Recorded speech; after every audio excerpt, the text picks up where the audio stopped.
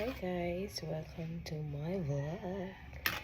So for today's video, nagluluto tayo ng ampalaya para sa aming tanghalian ni Daddy Michael. So ngayong araw, wala nga pala akong duty.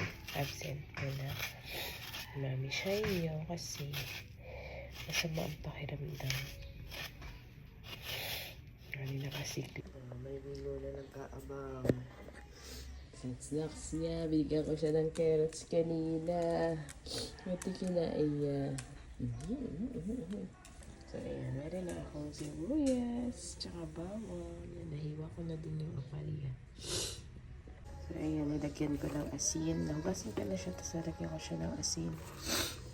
Bali, natin gaganyanin para ano daw, hindi masyadong mapait. May nakasilip ng isang bata dyan. O, tingnan mo. Si Milo nag-aabang. Milo! Eh?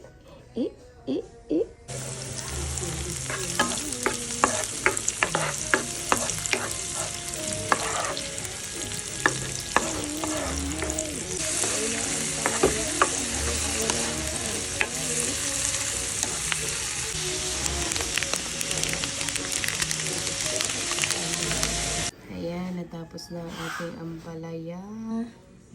Kulang sa sahog, pero masarap yan. Next naman natin lulutuin guys, itong ating tilapia. Ayan, perfecto sa ating lulutong apalya. Perfect match. Ayan, dapat lagi may partner na swak ang tanghal.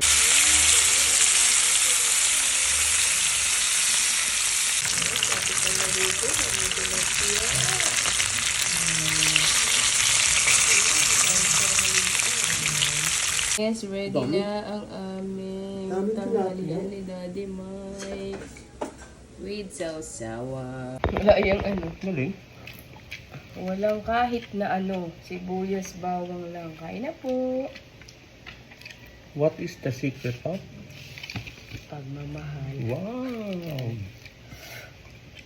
Init! Mainit!